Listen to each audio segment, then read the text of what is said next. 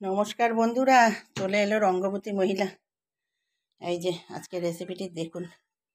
হাঁসের ডিম দিয়ে আলু ভাতে মাখা, ভাজা লঙ্কা দিয়ে, তার তেল দিয়ে, তার নুন দিয়ে, ঠিক আছে। পটল ভাজা, সাথে আছে গাওয়া ঘি, এটা দুধালার ঘি, 700 টাকা করে। ঠিক আছে বন্ধুরা, খেতে থাক বুড়ো। আজকের রেসিপিটি কেমন কমেন্ট বক্সে লিখে অতি অবশ্যই জানাবেন। রোজ রোজ ঝোল ঢোল হোল খোল ভালো লাগে না। আর বন্ধুরা, কেমন খাচ্ছিস বুড়ো, বল তুই আমাকে। হ্যাঁ রে বুড়ো, কেমন খাইতেছিস? ভালো। আর ঘিটা কেমন বলে দে দুধালার। ভালো। ঠিক আছে।